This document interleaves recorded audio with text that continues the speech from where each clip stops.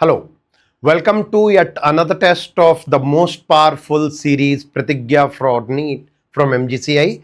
आज हम लोग बात करेंगे टेस्ट नंबर 11 की जो बेस्ड है कंप्लीट सिलेबस के ऊपर और without any further ado let's start the question. So question number 1, the primary and secondary coil of a transformer has 50 and 1500 turns respectively.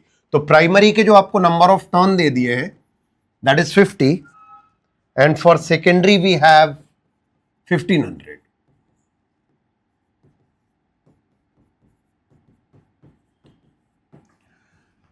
If the magnetic flux linked with the primary coil is given by phi equal to phi naught plus 4t, where phi is in the Webers, the t is then time in seconds and phi naught is a constant, the output voltage across secondary coil is. चलिए पहले तो ये समझ लेते हैं, EMF in primary upon EMF in secondary is number of turns in primary upon number of turns in secondary. ये आपके लिए ट्रांसफॉर्मर की इक्वेशन होती है, ट्रांसफॉर्मर में conversion ratio. EMF in primary कैसे कैलकुलेट करें? देखिए प्राइमरी कॉइल का फ्लक्स दिया है phi naught plus 4t. तो अगर मैं यहां से फ्लक्स पुट करूं तो फ्लक्स आ गया प्राइमरी में phi naught plus 4t. Now EMF is given by d phi upon dt. तो यहां से मैं लिख सकता हूं, इसको डिफरेंशिएट करेंगे तो phi नॉट कांस्टेंट है, डिफरेंशिएशन 0 हो गया, 4t का डिफरेंशिएशन आएगा 4. तो जो प्राइमरी कॉइल का EMF है वो आ गया आपका 4. रख देते हैं यहां से सारे वैल्यूज उठा के. तो EMF in primary is 4, EMF in secondary हमें चाहिए है, number of primary is 50, number of secondary is 1500. So EMF in secondary will be 30 into 4, that is 120, 120 volt. Hence the correct answer should be option number C. For question number 1 we have option C. Next, the velocity of electromagnetic wave is parallel to, देखिए electromagnetic wave की velocity का जो आप direction estimate करते हैं वो E cross B के parallel होता है. ये डायरेक्ट प्रॉपर्टी है. Hence the correct option should be option number B for question number 2. Next, two guns A and B can fire bullets at speeds 1 km per second and 2 km per second respectively. From the point on a horizontal ground, they are fired in all possible directions. The ratio of maximum areas covered by the bullets fired by two guns on the ground is. All right. पहले इसकी थोड़ी सी working समझ लेते हैं. मान लीजिए यहां पर कोई गन है. अब अगर गन बुलेट फायर कर रही है और हमसे ये पूछा है कि वो कितनी डिस्टेंस कवर करेगी, तो क्या हम इसको एज अ प्रोजेक्टाइल कंसीडर कर सकते हैं? हमसे पूछा है मैक्सिमम, तो यहां पर हम मैक्सिमम रेंज के बारे में बात कर लें. अगर प्रोजेक्टाइल की रेंज के बारे में समझे तो रेंज का फॉर्मूला होता है u square sine 2 theta by g, और मैक्सिमम रेंज ये हो जाएगी u स्क्वायर बाई जी. अब ऐसे सोचते हैं, ये गन यहां पे लगी है तो केवल एक डायरेक्शन में नहीं, वो सारे पॉसिबल डायरेक्शन में अगर बुलेट फायर करेगी तो हमें कुछ ऐसी कंडीशन मिलेगी. ये गन हो गया, यहां से हर एक पॉसिबल डायरेक्शन में वो बुलेट फायर कर रही है, तो हमें एक ऐसे सर्कुलर फिगर मिल जाएगा. और इस सर्किल का एरिया क्या होगा? इस सर्किल का एरिया होगा pi into radius square, where radius is equal to r max. तो यहां पे मैं लिख सकता हूं pi into r max square. ये एरिया कवर्ड आ गया किसी भी एक गन से. तो हमें अब जो डिटेल्स चाहिए हम उनका रेशियो फाइंड कर लेते हैं. हमें चाहिए the ratio of maximum areas covered. तो मैक्सिमम एरियाज कवर्ड क्या होगा? Area of 1 divide by area of 2. This should be pi times r1 square, where r stands for r max, and pi times r2 square. Pi to pi goes out. हमें r max का formula क्या पता है? u square by g. ये value यहां put कर ले तो यहां से मिल गया u1 square by g divide by u2 square by g whole square. So u1 power 4 upon g square divide by u2 power 4 upon g square goes out, अपने पास रिजल्ट आ गया u1 upon u2 whole power 4। अब u1 और u2 हमें देके रखे हैं, u1 is 1 kilometre per hour and u2 is 2 kilometre per second, sorry not in hour. तो यूनिट क्योंकि सेम है तो हम रेशियो डायरेक्ट ले सकते हैं, तो 1/2 power 4 this will become 1/16, hence the correct option for ratio should be option D. So question number 3 we will have option D. Next, the moment of inertia of a thin uniform rod rotating about the perpendicular axis passing through one end is I. हमें एक rod दे के रखी है और इस rod के rotation के बारे में बोला है कि ये perpendicular axis passing through a corner है, तो इसका मोमेंट ऑफ इनर्शिया में क्या लिख सकता हूं, I is equal to 1/3 ml square. ये पहला अपना कंडीशन फिनिश हो गया। इसके बाद कह रहा है same rod is bent into a ring. अब जैसे इसको रिंग बनाया तो can I write for ring 2πr should be equal to length of the rod. तो ये हमारी रिंग की कन्वर्जन हो गई and its moment of inertia about diameter is I. अब रिंग के लिए सोचिए, रिंग का जो एक्सिस होता है परपेंडिकुलर उसके लिए लिखते हैं mr स्क्वायर, और जो डायमीटर होता है इसके लिए हम मोमेंट ऑफ इनर्शिया लेते हैं mr स्क्वायर बाई 2। ये वैल्यू I डैश है, तो r की वैल्यू हम l के टर्म में पुट कर लें। इसको मैं लिख सकता हूं यहां से r is equal to l/2π।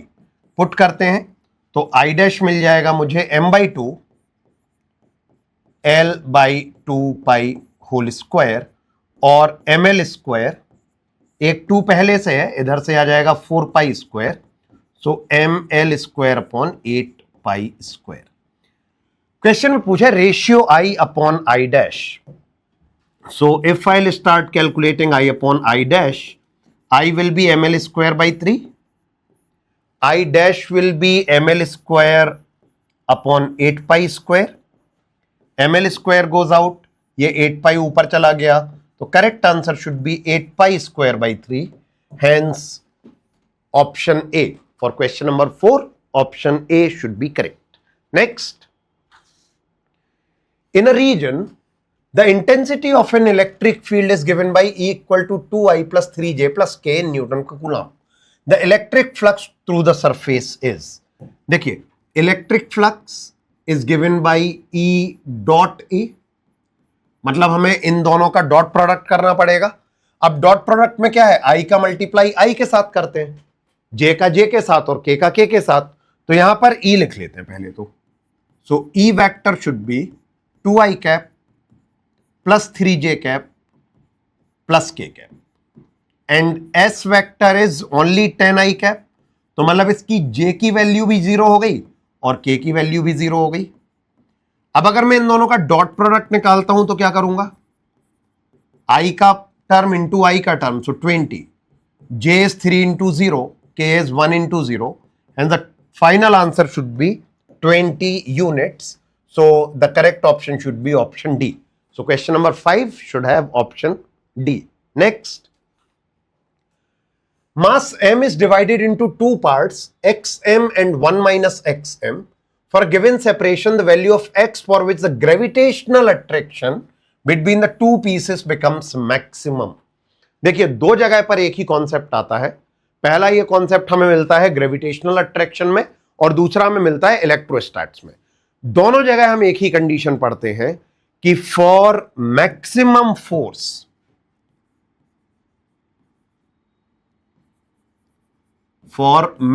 Force m1 should be equal to m2। तो अगर मैं यहां से कंडीशन देखूं तो ये xm है और ये 1 माइनस x इंटू m है, m गोज आउट, x क्या जाना चाहिए 1 माइनस x के equal, so 2x should be 1, x is 1/2। ये मैक्सिमम फोर्स की कंडीशन है। तो अगर x equal to 1/2 we are looking at option A of question number 6, so 6A। Next, the electric and magnetic field associated with an electromagnetic wave propagating along plus z axis can be represented by, देखिए हमें यह पता है कि जो E cross B है वो आपका वेव का डायरेक्शन होता है, तो वेव का डायरेक्शन हमें देके रखा है plus z which means plus k cap.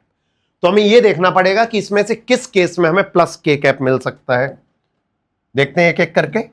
तो इस केस में है I and J, I cross J should give me K, hence this should B correct. बाकी भी एक बार चेक कर लेते हैं। देखिए यहां तो K आई गया, तो K क्रॉस I K तो नहीं बनेगा, I J K साइक्लिक चलते हैं, मतलब I और J का मल्टीप्लाई K के फॉर्म में मिलेगा, J और K का मल्टीप्लीकेशन I के फॉर्म में मिलेगा। ऑर्डर पे डिपेंड करेगा कि प्लस या माइनस, पर K को अगर मल्टीप्लाई कर रहे हैं तो रिजल्ट K नहीं मिलेगा वेक्टर प्रोडक्ट में। यहां पर है J cross I, J cross I की वैल्यू हो जाएगी माइनस K, हमें चाहिए plus K, so this is incorrect. यहां पर है J क्रॉस K, फिर से K आ गया तो ये भी आपका यहीं पर इनकरेक्ट हो गया। Hence the correct option should be option A. So for question number 7, option A. Next, question 8. A block of mass 2 kg rests on a rough inclined plane making an angle of 30 degree with the horizontal. The coefficient of static friction between the block and the plane is 0.7. The frictional force on the block. देखिए हमें block पर एक frictional force की calculation करनी है and this angle is given as 30 degree. यहां पर मान लेते हैं ब्लॉक रखा है, तो ब्लॉक के लिए अगर मैं देखूं तो दिस शुड बी mg, यहां नॉर्मल आ जाएगा इस डायरेक्शन में, ये कंपोनेंट आ जाएगा mg cos 30 और डाउनवर्ड कंपोनेंट आ जाएगा mg sin 30। पीछे की तरफ लगेगा friction which should be equal to mu into N. तो अगर मैं कैलकुलेट करूं लिमिटिंग फ्रिक्शन की वैल्यू, तो ये म्यू इंटू एन के इक्वल होना चाहिए, which is 0.7 into m g, और एन की वैल्यू एम जी कॉस 30 लिख सकते हैं। So this should be 0.7 m g and cos 30 is √3/2। सो अगर मैं √3 पुट कर दूं, नियरली 1.73 डिवाइड बाई 2 एम जी,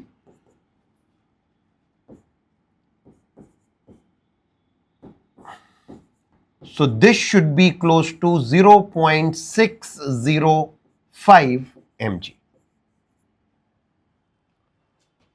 अब देखने में ये लगता है कि फ्रिक्शन की वैल्यू इतनी आनी चाहिए, इनफैक्ट बाकी ऑप्शन हमें जो दिए हैं वो, लेकिन जरा एक बात समझते हैं यहां पे डाउनवर्ड फोर्स कितना है इसका, mg sin 30।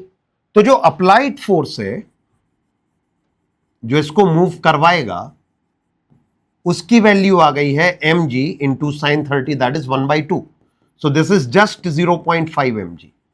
अब अप्लाइड फोर्स हमें लिमिटिंग फ्रिक्शन से कम दिख रहा है, अप्लाइड फोर्स 0.5 mg है, लिमिटिंग फ्रिक्शन 0.6 में चला गया।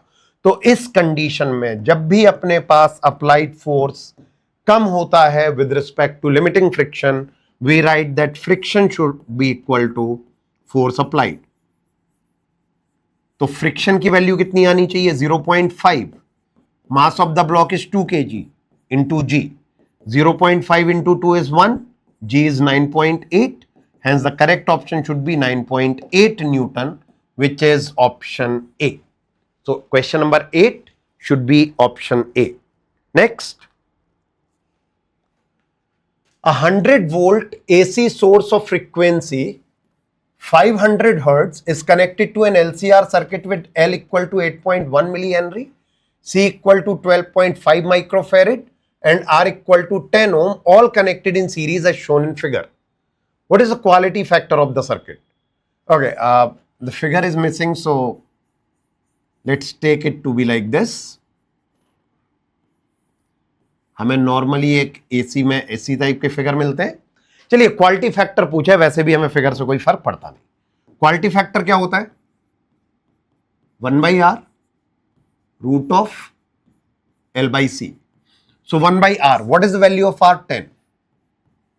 Root L, what is the value of L? 8.1 and then we have milli henry, so should be 10 power -3 divide by C which is 12.5 micro, so 10 power -6।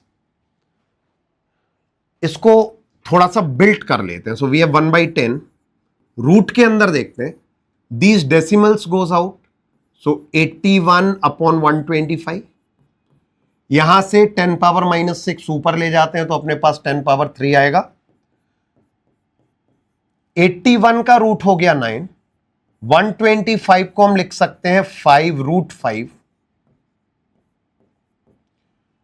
तो यहां से मुझे मिल जाएगा 9 upon 5 into 10, और रूट के अंदर this can be written as 200, तो इसको लिख सकते हैं 10√2, 10 goes out, so this should be 9 into 1.4 divided by 5.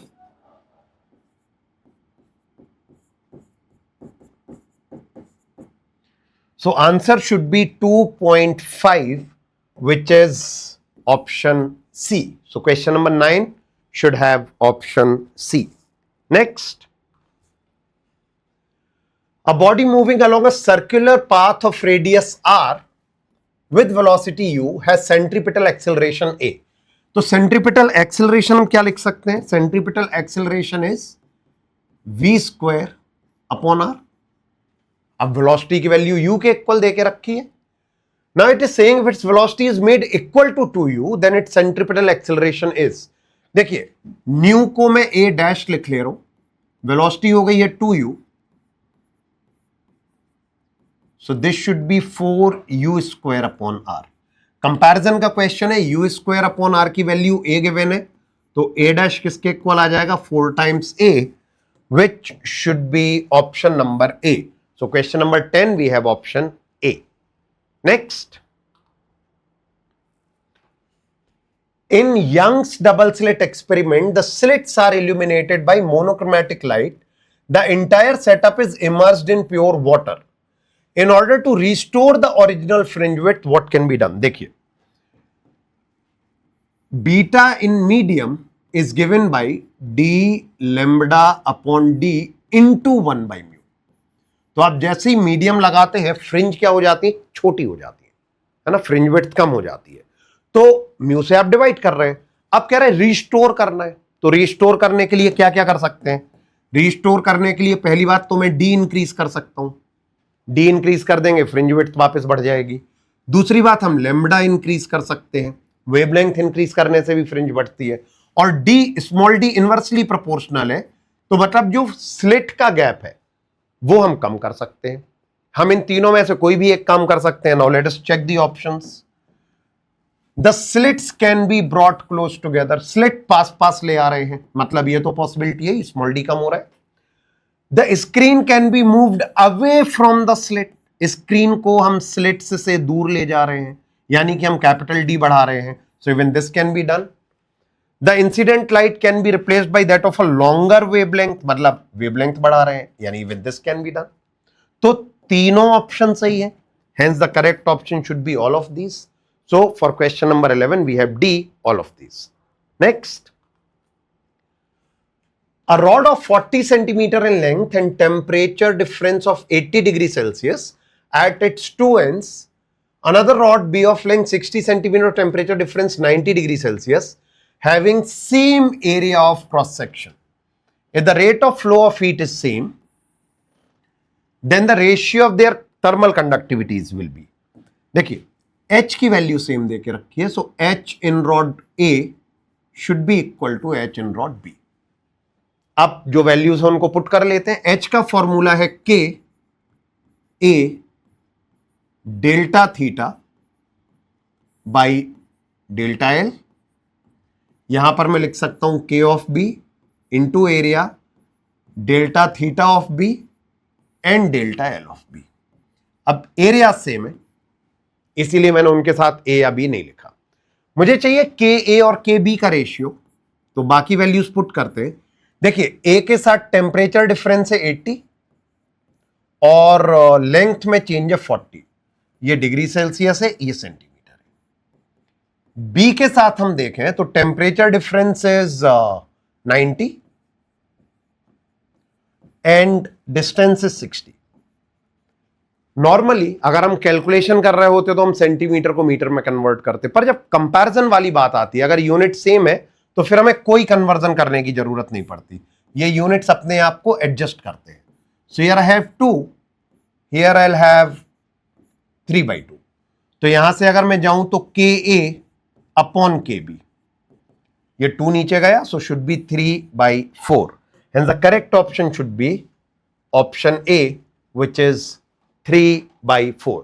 अच्छा, अब इसमें यह ध्यान एक रखने वाली बात होती है कि जो रॉड आपसे पहले बोली गई है, अगर यहां पे ये मेंशन नहीं करा है, केवल इतना लिख दिया रेशियो, तो जो रॉड पहले मेंशन है आपको उसका डेटा पहले लेना है।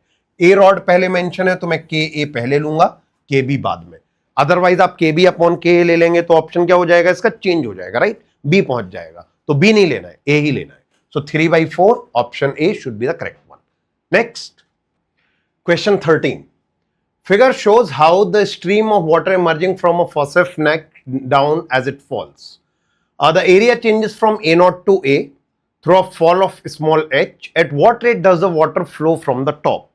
देखिए, यहां पर अगर हम नोटिस करें तो जब वाटर का फॉल होता है ना किसी टैप से, तो वो इस शेप में लेता है, थोड़ा सा अपना एरिया चेंज करता है। तो यहां पर एरिया देके रखा है A0, इस पॉइंट पर एरिया हो गया है A, और इसकी डिस्टेंस ट्रैवल्ड हो गई है h। हमसे पूछा है कि किस रेट से टैप से बाहर आ रहा होगा liquid.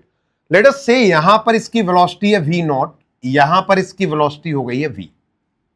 So what we have is a0 v0 should be equal to av, equation of continuity. हमें a0 v0 की वैल्यू चाहिए। चलिए अब क्या करें, देखिए लिक्विड अपने प्लेस को चेंज कर रहा है तो law of conservation of energy लगेगा। क्या क्या एनर्जीज आएंगी यहां पर इस वाले पॉइंट पर, half rho v not square plus pressure atmospheric pressure के बराबर होगा पी नॉट, और प्लस पोटेंशियल एनर्जी इसकी कुछ मान लेते हैं U1। यहां पर क्या क्या आएगी, हाफ, यहां पर वेलोसिटी रो v स्क्वायर हो गई, प्रेशर रिमेन्स पी नॉट, और पोटेंशियल एनर्जी मान लेते हैं U2। So p not goes out, ठीक है ना, okay. So this should be half rho v not square plus U1 minus U2, which should be equal to half rho v square. So half rho v not square. अच्छा, अगर ये h height नीचे गिरा है तो can I write for potential energy rho g H,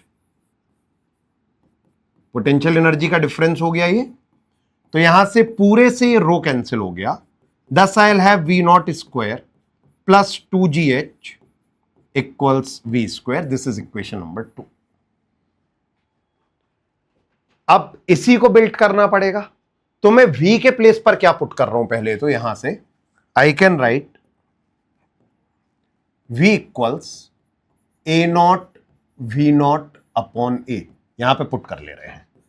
so I have v0 square plus 2gh equals a0 v0 upon a whole square.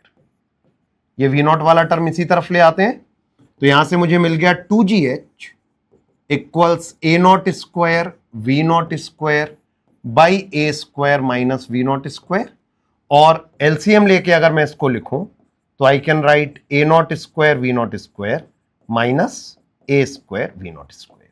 यहां से v0 square एक अपने पास कॉमन आ जाएगा, तो a0 square minus a square upon a square into v0 square, this should be equal to 2gh। Solve किया उसे, solve करने पर we will get v0 equal to, take this, v0 equal to 2gh into a square upon a0 square minus a square in root. ये v0 की value आ गई। अब मुझे जब पूरा फ्लो चाहिए तो रेट ऑफ फ्लो क्या बोलेंगे हम, a0 v0। तो यहां पर v0 की वैल्यू पुट कर दे रहे हैं, which should be root of 2gh a square upon a0 square minus a square. Now out of the options we can have 2gh a square upon a0 square minus a square, which is option A itself. Yes, so the correct option should be option A. Question number 13 option A. Next, full wave rectifier is used for. Okay, full wave rectifier की बात हो रही है। Full wave rectifier को हम लोग use करते हैं एसी को डीसी में कन्वर्ट करने के लिए, और जब एसी को हम डीसी में कन्वर्ट करते हैं तो क्या करते हैं, पूरी की पूरी वेव कन्वर्ट करते हैं। हाफ वेव में या तो पॉजिटिव या नेगेटिव हाफ साइकिल होती है depending upon the position of the diode. तो हमसे पूछा है full wave rectifier is used for converting positive cycle, no. Converting complete cycle of AC to DC, yes. Converting negative cycle, no. DC to AC, no. So the correct option should be option B. Question number 14, we should have option B. Next, a liquid does not wet the solid surface if angle of contact is। देखिए 4-5 properties हैं जो एक दूसरे से link होती हैं।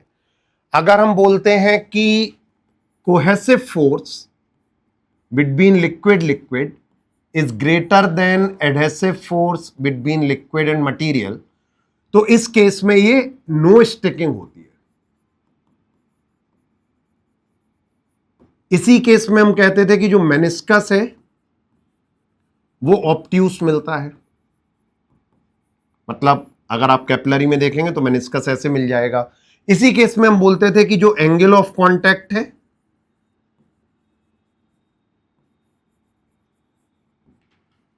वो भी आपका ऑब्ट्यूस रहेगा। ऑब्ट्यूस रहेगा मतलब ग्रेटर देन 90 रहेगा।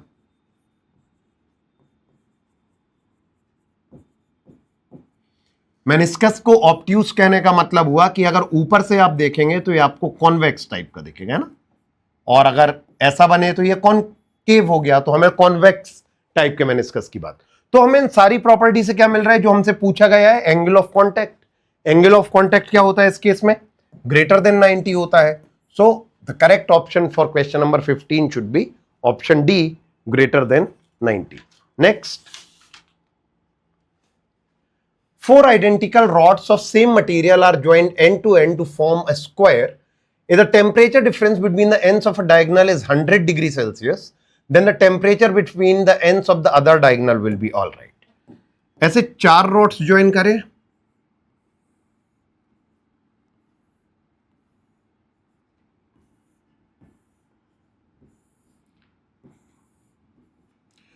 यहां पर टेम्परेचर 100 है, यहां पे टेम्परेचर 0, ये टेम्परेचर डिफरेंस हो गया। अब याद करिए जब थर्मल कंडक्टिविटी में बात करते थे तो हम कहते थे कि ये इक्विवेलेंट टू व्हीट स्टोन वाला आपका एक डायग्राम बनता था। तो देखिए अगर मैं बात करूं सबकी लेंथ इक्वल, सबके मटेरियल इक्वल, आइडेंटिकल रॉड्स है, तो क्या सबके थर्मल रेजिस्टेंस इक्वल होंगे? बिल्कुल होंगे। अगर सबके थर्मल रेजिस्टेंस इक्वल है तो R1 भी R है, R2 भी R है, या PQRS में देख लीजिए R3 भी R है और R4 भी R है। तो R1 upon R2 is equal to R3 upon R4। तो ये काहे की कंडीशन हो गई? ये हो गई है बैलेंस्ड व्हीट स्टोन की कंडीशन। अब अगर ये बैलेंस्ड व्हीट स्टोन है तो पॉइंट P और पॉइंट Q करंट से अगर हम इसको कंपेयर करें तो ये सेम पोटेंशियल पर होते थे, इनका पोटेंशियल डिफरेंस 0 होता था। तो जब करंट में बात करते थे तो पोटेंशियल डिफरेंस आता था, जब थर्मल कंडक्टिविटी में बात करते हैं तो टेम्परेचर डिफरेंस आता है। तो बैलेंसिंग के केस में पॉइंट P और पॉइंट Q ये दोनों क्या हो जाएंगे? सेम टेम्परेचर पे, बैलेंस्ड व्हीट स्टोन की कंडीशन में। और अगर ये सेम टेम्परेचर पे हो जाएंगे तो इनका टेम्परेचर डिफरेंस हो जाएगा 0 degree Celsius. So question 16 should have option A. Next, figure shows the snapshot of a string at t equal to 0. Tangent at P makes an angle of 60 degree with the x-axis. The particle is moving up with velocity 20√3 centimeter per second. Then the equation of the wave is represented by, all right, let us see this. Standard form में equation कुछ इस form में मिलना चाहिए। ये standard form है अपना। तो एक एक करके अब इन वैल्यूज को हम सब्स्टिट्यूट करते हैं। First let us figure out what amplitude will be. देखिए ये दिख रहा है मुझे, ये वेव यहां पर +4 पर चल रही है, तो ये अगर मुझे +4 दिख रहा है और ये मीटर में है, तो यानी कि एम्पलीट्यूड की वैल्यू हो गई 4। अब दूसरी डिटेल देखते हैं। देखिए ये पॉइंट दिया 1.5 और ये वाला पॉइंट दिया है 5.5। तो क्या ये पूरी वेवलेंथ है लैम्डा? तो अगर मैं देखूं वेवलेंथ की वैल्यू कितनी है, so wavelength is 5.5 minus 1.5 that is 4। और वेवलेंथ से हम क्या फाइंड कर सकते हैं? Propagation constant which is 2 pi by lambda which is 2 pi by 4। पर प्रॉब्लम क्या है कि ये सेंटीमीटर में है, तो इसको क्या कर लें, मीटर में कन्वर्ट कर लें 100 से मल्टीप्लाई करके। तो ये आ जाएगा आपके पास 50 पाई, यानी के की वैल्यू आ गई हमारे पास 50 पाई के इक्वल।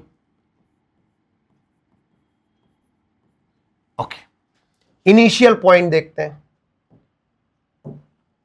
इनिशियल पॉइंट पर when t equal to 0 and x equal to 0 हमें डिस्प्लेसमेंट 2√2 दिख रहा है। तो यानी कि y should be equal to a। अब देखिए t भी 0 कर दिया, x भी 0 कर दिया, तो ये दोनों टर्म तो हो गए 0। यहां से क्या बचेगा अपने पास? sin phi। सो 2√2 should be equal to 4 sin phi।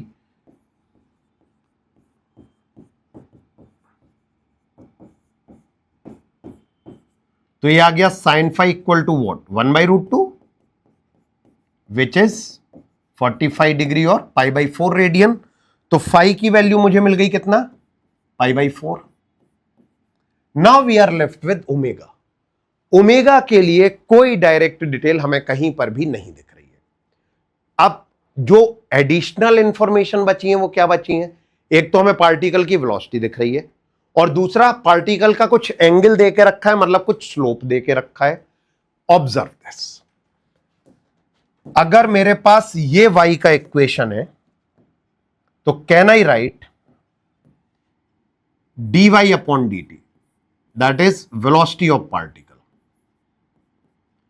इसके प्लेस पर हम लिख सकते हैं a omega cos omega T plus minus के एक्स प्लस माइनस 5।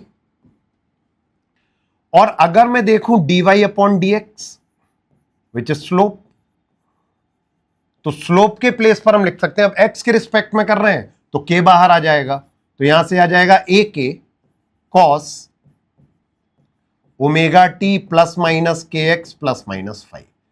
सारे टर्म एक जैसे हैं, अगर मैं डिवाइड कर दूं तो velocity divide by slope should be equal to, देखिए यहां से a से a कैंसिल, ये वाले पूरे टर्म कैंसिल, तो यहां से क्या बच जाएगा? ओमेगा अपॉन के। और ओमेगा अपॉन के होता है वेलोसिटी ऑफ वेव। वेलोसिटी कितनी गिवन है? 20√3। स्लोप कितना आ जाएगा? स्लोप इज 60 डिग्री हमें दिया है, तो स्लोप हम लिख लेंगे 1060। सो this should B velocity of wave. यहां से मुझे मिलेगा 20√3 डिवाइड बाई √3, और ये अभी सेंटीमीटर में है, तो वेलोसिटी ऑफ वेव आ गई है अपने पास 20 सेंटीमीटर पर सेकेंड, है ना। अभी तक भी हम ओमेगा पे नहीं पहुंचे हैं, तो अब इस रिलेशन को यूज करते हैं ओमेगा बाई के को। तो यहां से क्या मिलेगा? ओमेगा अपॉन के which is 50 pi equals 20। So omega should be okay 20 centimetre, so 10 power minus 2 और कर लेते हैं, तो ओमेगा आ जाएगा 50 pi into 20 into 10 power minus 2 10 पाई। तो ओमेगा की वैल्यू मिल गई 10 पाई। अब देखते हैं कौन सा इक्वेशन है जो इन सारे टर्म को सेटिस्फाई करता है। So A should be 4, this option gone, this option gone, B और सी में से कुछ एक सही होगा। ओमेगा इज 10 पाई, इन दोनों में ठीक है। k इज 50 पाई, अगेन इन दोनों में ठीक है। और phi इज π/4, सो अगेन इन दोनों में ठीक है। एक फाइनल डिटेल पर और आते हैं। ये वेव का प्रोपेगेशन है पॉजिटिव एक्स डायरेक्शन में। अगर पॉजिटिव एक्स डायरेक्शन में है तो जो के का टर्म होना चाहिए वो माइनस के एक्स के फॉर्म में होना चाहिए। तो क्योंकि सारी वैल्यूज इक्वल है, hence the correct option should be for 17 option number D. So all details are equal, all details are same. Yes, hence the correct option will be option D. Question number 17. Next. The Young's modulus of a wire is numerically equal to the stress which will. Okay. कह रहे Young's modulus मतलब Y stress के equal कब होगा? अब हमारे पास तो ये रिलेशन है, तो if y is equal to F upon A, then यहां से अगर मैं समझना चाहूं y की जगह एफ अपॉन ए लिख लूं तो y should be y divide by small L by capital A, यानी small L by capital L आ जाएगा 1, means small L should be equal to L. मतलब क्या हुआ, लेंथ का स्ट्रेच लेंथ के इक्वल हो जाना चाहिए। अगर मैंने 10 मीटर की लेंथ ली थी तो वो बढ़ के 10 मीटर और बढ़ जानी चाहिए। अब ऑप्शन में देखते हैं, तो ऑप्शन में not change the length, no, double the length of the wire, yes, क्योंकि देखिए मान लीजिए ओरिजिनल लेंथ 10 थी और इंक्रीज भी 10 हो गया तो टोटल कितनी हो गई लेंथ 20, डबल हो गई, करेक्ट। तो यानी कि the correct option should be option B. Next, if two concentric sphere of radius r1 and r2 having surface charge density plus sigma and minus 2 sigma, if net charge is 0 then the ratio of r1 and r2 will be, देखिए charge क्या बनेगा 4 पाई r square sigma, ये पहले का हो गया, इसकी radius है r1 और इसकी डेंसिटी है सिग्मा, प्लस 4 पाई r2 square into minus 2 sigma, और टोटल चार्ज हमसे कह रहे हैं कितना होना चाहिए 0 के इक्वल। तो यहां से मैं लिख सकता हूं 4 pi r1 square sigma minus 8 pi r2 square sigma equal 0। दूसरे तरफ लेके जा रहे हैं इसको, so this term should be equal to 8 pi r2 square sigma, sigma goes 4 pi goes, यहां से एक 2 बच गया, so r1 upon r2 whole square should be equal to 2, r1 upon r2 should be equal to root 2 upon 1 in ratio form. So the correct option should be option A. Question number 19, option A, root 2 upon 1. 20. 4 capacitors with capacitances C1 1 microfarad, C2 1.5 microfarad, C3 2.5 microfarad and C4 0.5 microfarad are connected as shown and are connected to 30 volt source. The potential difference between A and B. Okay, पहले तो इसी को build करते हैं थोड़ा सा। देखिए C1 और C2 ये, और यहां से मैं ले लूं C3 और C4, ये पैरेलल में कनेक्टेड है, मतलब इसके अक्रॉस भी पोटेंशियल डिफरेंस 30 होगा और इसके अक्रॉस भी पोटेंशियल डिफरेंस 30 होगा। तो अगर मैं इसको सॉल्व करना चाहूं तो मुझे C1 और C2 में क्या मिलेगा, दिस इज 1, दिस इज 1.5,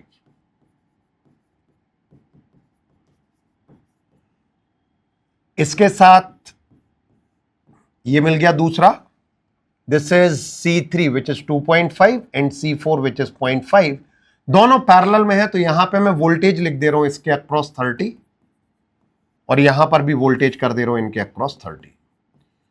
तो अभी इसकी नेट कैपेसिटेंस क्या होगी, ऊपर वाले अरेंजमेंट में सीरीज है तो net capacitance can be written as 1.5 into 1 upon 2.5 which is 3 upon 5। तो यहां से चार्ज का फ्लो कितना होगा 3 upon 5 into 30 which is 18 unit. नहीं लिख रहे हैं क्योंकि माइक्रोकूलाम माइक्रोफैराड और वोल्ट में काम हो रहा है, बाकी चाहे तो हम माइक्रोकूलाम लिख सकते हैं। यहां से जाए तो C कितना आएगा 2.5 इंटू 0.5 अपॉन दोनों का सम, सो 3,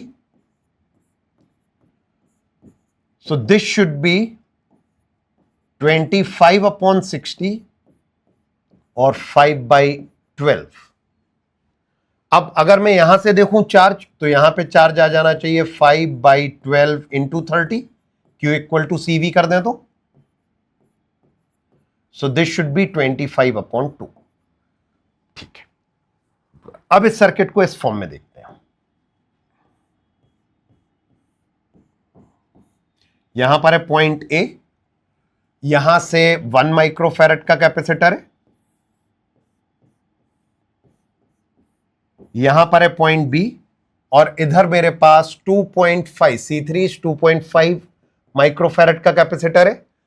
यहां चार्ज मूव कर रहा है 18 और यहां चार्ज मूव कर रहा है 25/2। किरचॉफ लगाते हैं ए से बी की तरफ, ये वाले मोशन में। So I can write potential at A. अब इस तरफ आ रहे हैं तो देखिए पोटेंशियल पे कंपैरिजन करना है। अगर मैं यहां से देखूं Q इक्वल टू CV होता है कैपेसिटर के लिए, तो जब मैं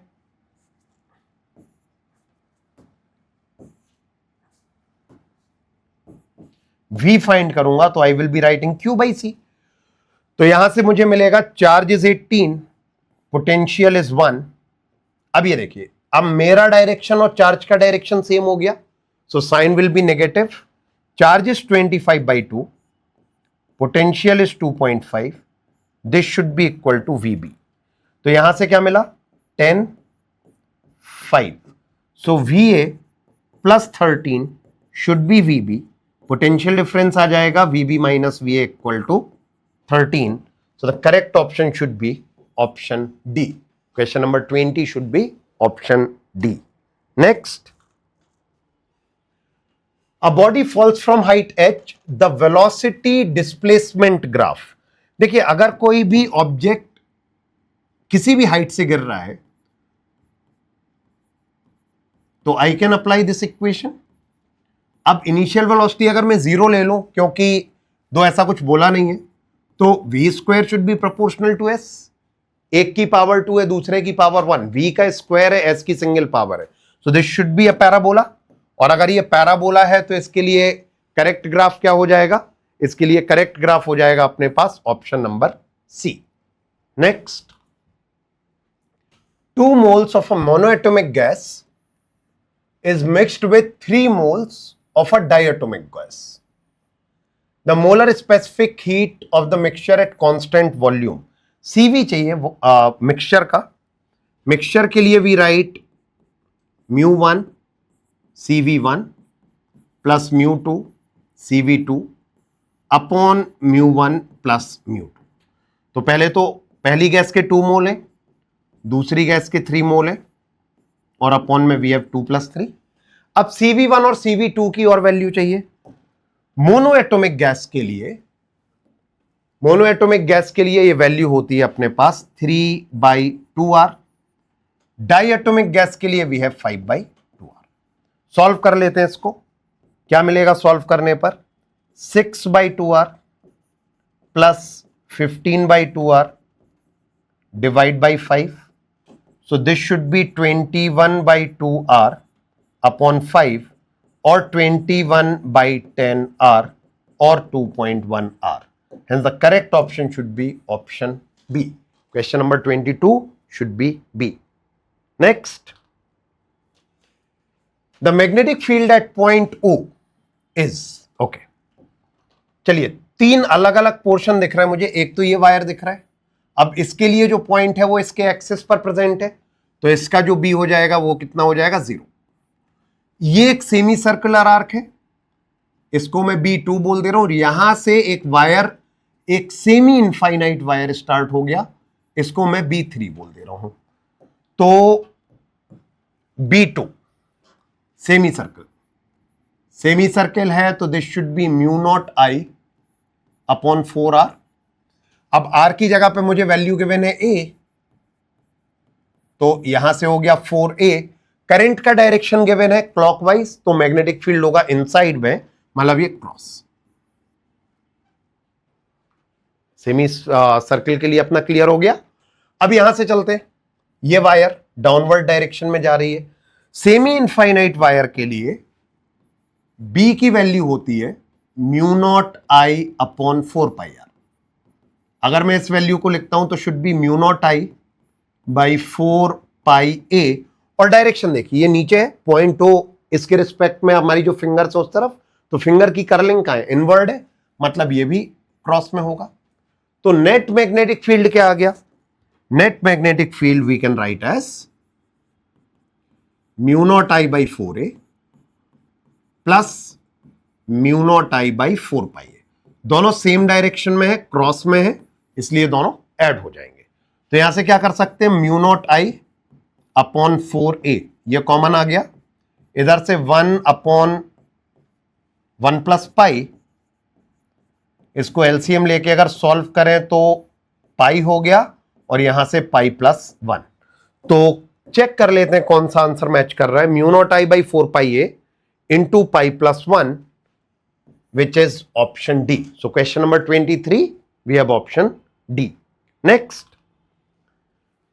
the graph between cutoff voltage and frequency of light in photoelectric experiment will be, देखिए, frequency of light is h nu, this is h nu 0 plus cutoff potential means EV naught. अब यहां से अगर मैं देखूं तो h nu minus nu naught should be equal to EV naught, or I can write nu minus nu naught is proportional to V naught. तो अगर nu और V naught के बीच का ग्राफ देखा जाए, दोनों की पावर मुझे 1 दिख रही है, तो should be a straight line, यानी कि जो ग्राफ का शेप है वो कैसा आएगा? 24th में A straight line. Next,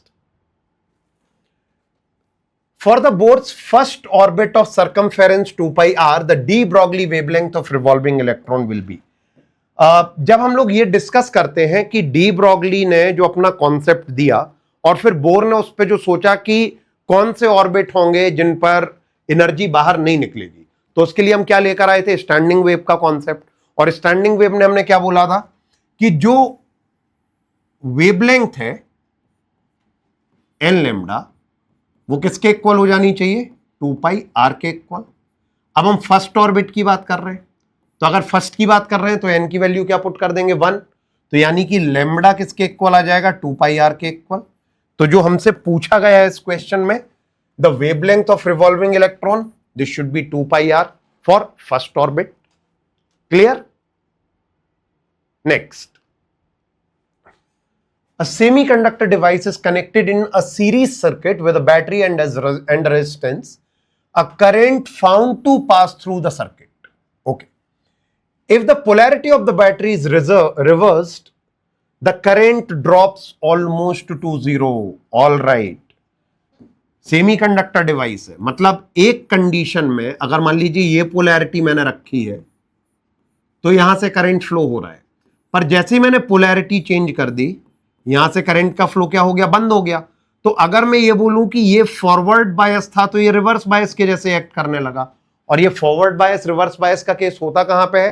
PN junction diode में होता है। And the correct option should be a PN junction, which is option C. So question number 26, we have option C. Next, the output of the given logic gate is, okay, दो तरीके हैं, हम Boolean algebra लगा सकते हैं। So let us call this Y, इसे P कह दे रहे हैं, इसे Q। नाउ चलिए देखते हैं, तो हमें मिलेगा क्या? Y मिल गया P प्लस Q, और गेट है। अब P क्या मिल रहा है? P इज A प्लस B, और Q है मेरे पास and plus not. NAND gate लगाए, तो नैंड गेट कैसे लिखते हैं हम? A into B bar. Now this can be written as A plus B plus A bar plus B bar. Rule है अपना बुलियन अलजेब्रा का। So I can have A plus B plus A bar plus B bar. Addition में order change करने का कोई फर्क नहीं पड़ता, तो A plus A bar plus B bar. अब A प्लस A बार ये 1 हो जाएगा, B प्लस B बार ये भी 1 हो जाएगा, तो नेट आउटपुट हमेशा क्या मिलना चाहिए हमें? 1 के इक्वल। हैंस कोई भी आप इनपुट दे दो, 27th का जो आउटपुट आएगा वो क्या आ जाएगा? C, which is 1, which is option C। Next, what is the effective force constant of a metal wire of length L cross section A in Young's modulus Y? Okay, तो पहले तो Young's modulus से समझते हैं।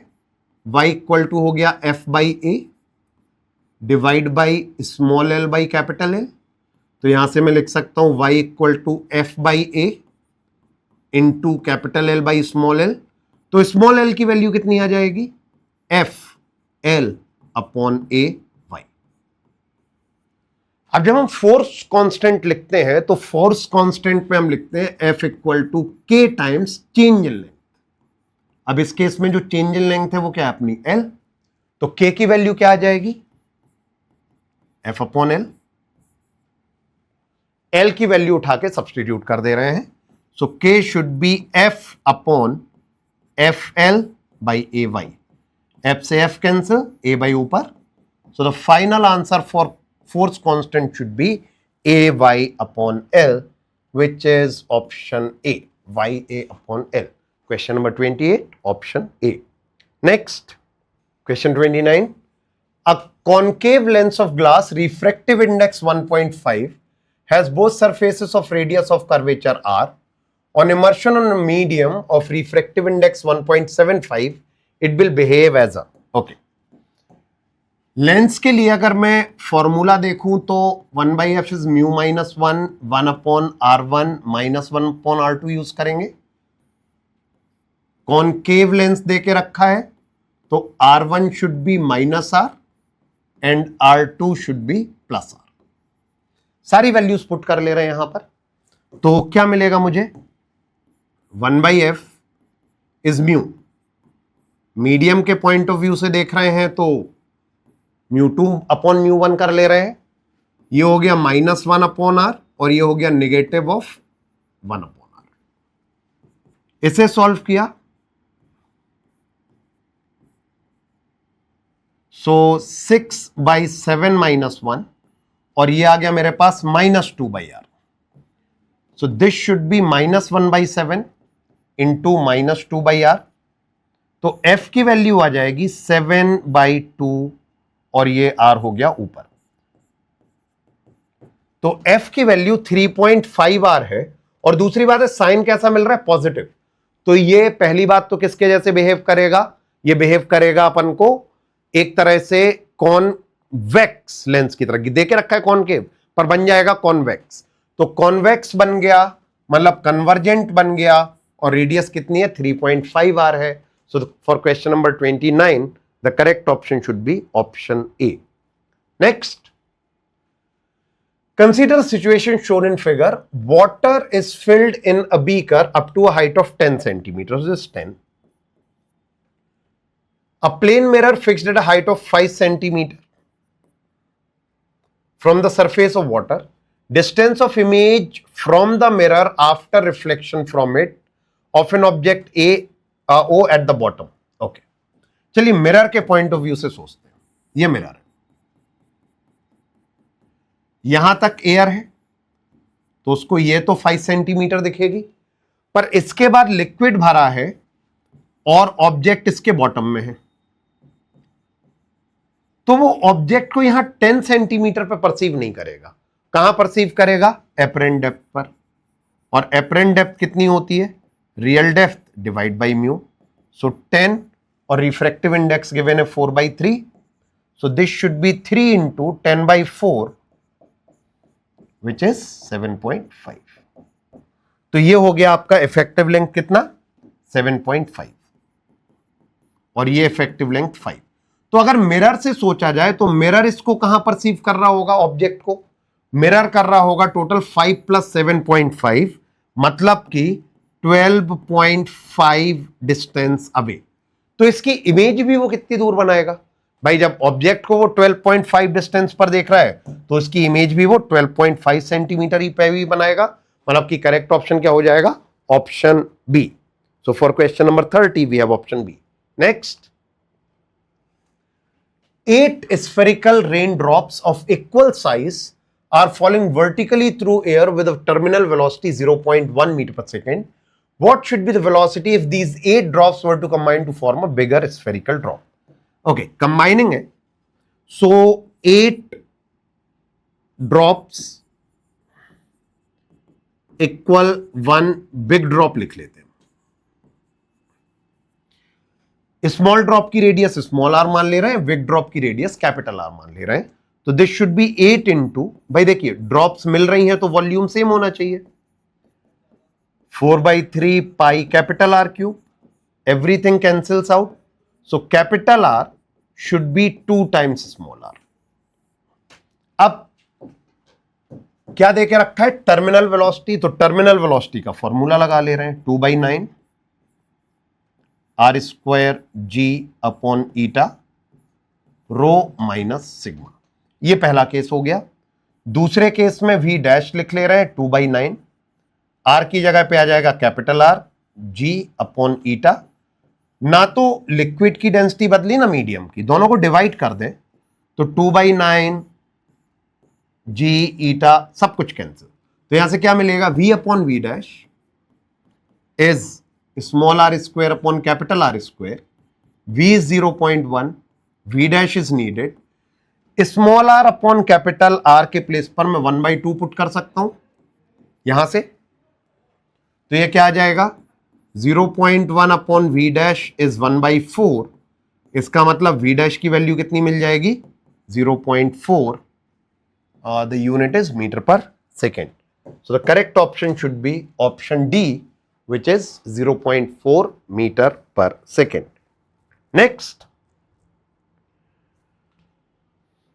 the phase difference between a node and its nearest antinode in stationary wave. देखिए node, antinode, node ऐसे चलते हैं। अब नोड टू नोड या एंटीनोड टू एंटीनोड ये गैप होता है λ/2, और नोड टू एंटीनोड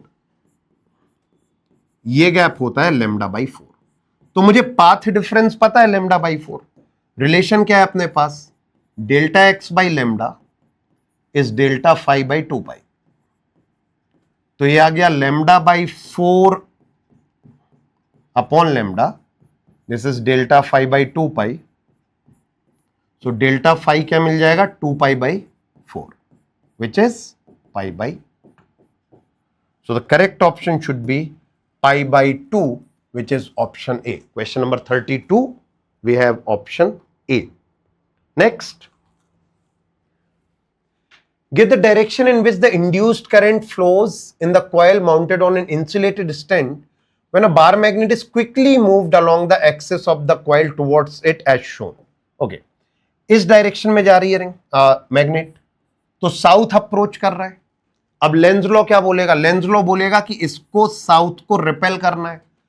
अब अगर ये साउथ को रिपेल करना चाहता है तो ये खुद भी कैसे बिहेव करेगा, ये वाला सेक्शन साउथ की तरह एक्ट करना चाहिए। तो जब ये साउथ की तरह एक्ट करेगा तो इसमें डायरेक्शन ऑफ मूवमेंट क्या होना चाहिए, क्लॉकवाइज।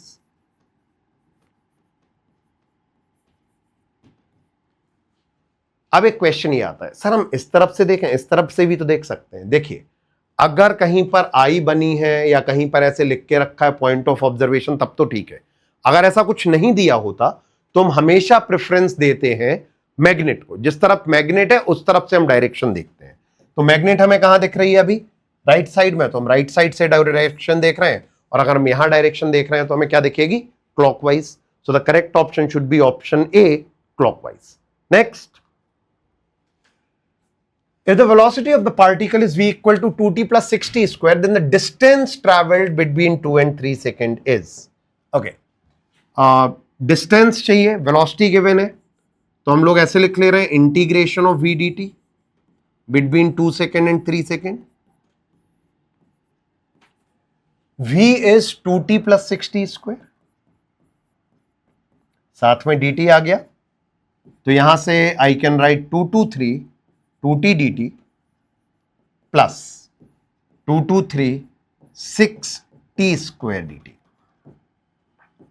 ये 2 बाहर, t dt का इंटीग्रेशन हुआ t स्क्वायर बाई 2, इधर से 6 बाहर, t स्क्वायर का इंटीग्रेशन हुआ t cube by 3, limit put करते हैं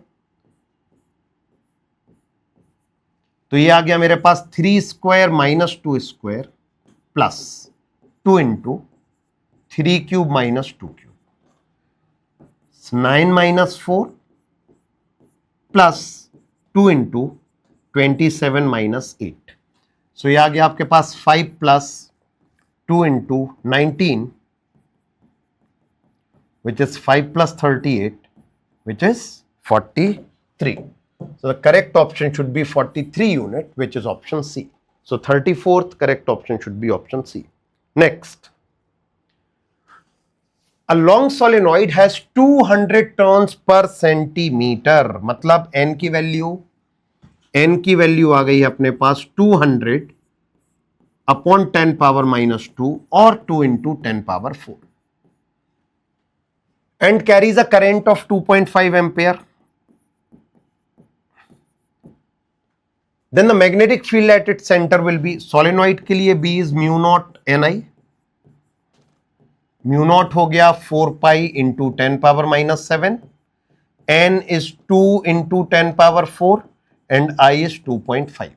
चलिए 2.5 into 4 is 10, यहां से 2 बचा, पाई साथ में हो गया 10 पावर माइनस 7 10 पावर 4, पाई को अगर मैं 3.14 रख दूं तो 2 से मल्टीप्लाई होने पे 6.28 हो जाएगा और साथ में 10 पावर आ जाएगा minus 2, so 6.28 into 10 power minus 2. Correct option should be option B. इसे थोड़ा सा क्लैरिटी के लिए मैं अलग से लिख दे रहा हूं, दिस माइनस 2 वो पार मिक्स होकर प्लस 2 माइनस 2 एक जैसे लग रहे हैं. The correct option is 6.28 into 10 power minus 2 Weber per meter square. Next, the velocity v of a particle at a time t is given by v equal to at plus b upon t plus c, where a, b, c are constant. The dimension of ac upon b. अब ac upon b की direction चाहिए तो हमें सबके direction चाहिए पड़ेंगे, वो सबके डायमेंशन चाहिए पड़ेंगे. तो v equal to at given है, v का डायमेंशन हो गया lt माइनस 1, ये हो गया t, तो a यहां से क्या आ जाएगा lt माइनस 2. अब यहां देखते हैं c और t ये ऐड हो रहे हैं तो dimension of c should be equal to dimension of t, तो c का डायमेंशन क्या मिल गया t, और यहां से क्या मिलेगा मुझे v equal to b by T, तो ये हो गया lt minus 1 is b upon t, तो यहां से b का डायमेंशन कितना आ गया l. अब अगर b का डायमेंशन l आ गया तो फाइनली इसको सॉल्व करने पर क्या मिलेगा ac अपॉन b. a के प्लेस पर लिख सकते हैं lt माइनस 2, c के प्लेस पर t और b के प्लेस पर l, तो ये आ जाएगा आपके पास t minus 1. Hence the correct option should be option a, 36th option a. Next, a thin prism of 6 degree angle gives a deviation of 3 degree. What is the refractive index of the material of prism? देखिए prism के लिए we write mu minus 1 into A equal to delta. Thin prism के case में formula valid है. तो हमें refractive index चाहिए, a is 6 degree and delta is 3, so mu minus 1 should be equal to 1 by 2, hence mu should be 1 plus 1 by 2, which is 3 by 2, which should be 1.5. So the correct option of the question should be option C. Question number 37 should be option C. Next,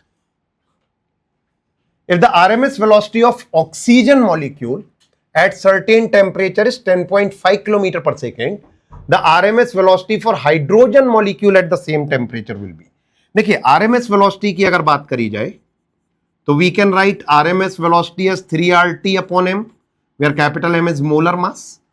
अब same temperature दे के रखा है, R constant है, then can we से V RMS is inversely proportional to root m. क्या चाहिए हमें?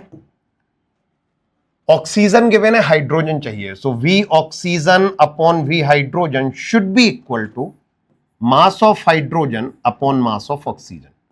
Hydrogen molecule की बात की जाए तो मास 2 है, ऑक्सीजन की अगर बात करी जाए तो मास हो जाएगा 32 O2 का.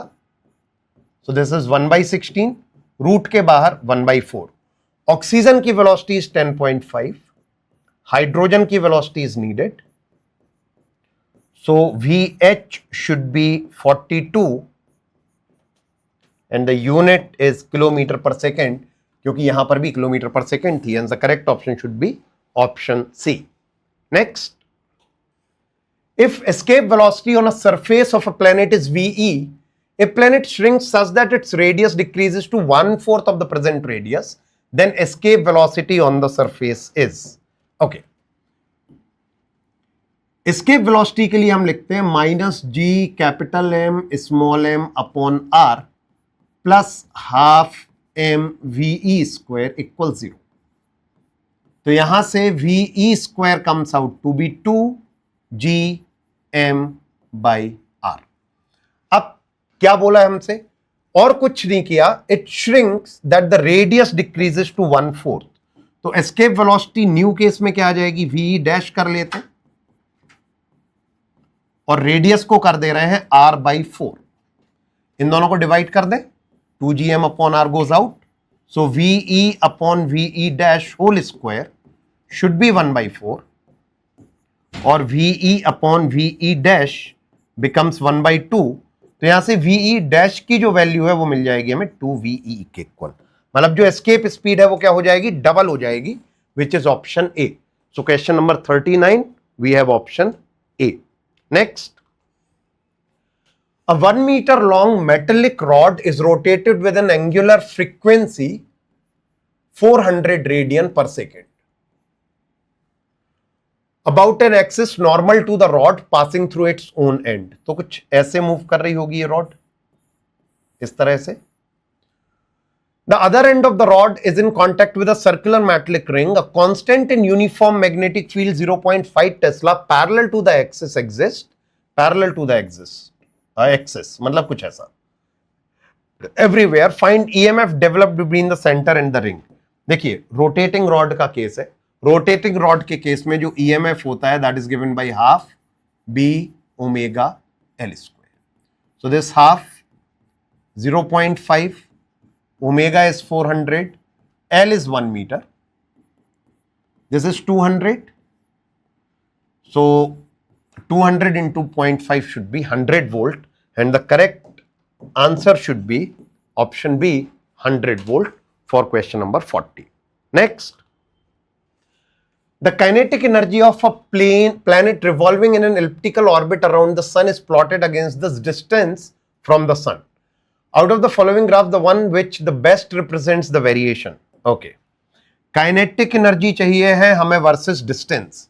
तो पहले तो ये देख लेते हैं काइनेटिक एनर्जी क्या लिख पाएंगे, हाफ mv स्क्वायर. अब अगर बात करें v की तो v ऑर्बिटल वेलोसिटी होना चाहिए. अगर ये ऑर्बिटल वेलोसिटी है तो इसका फॉर्मूला बनेगा gm/r और उसका हम ले रहे हैं स्क्वायर. तो ये हो गया 1/2 g capital M small m upon r. So basically kinetic energy is inversely proportional to r. अब अगर इनवर्सली प्रोपोर्शनल टू r है तो the correct shape of the graph will be 41 option 1. Next, a particle A moves with velocity 10 j cap and another particle B moves with velocity 24 I cap.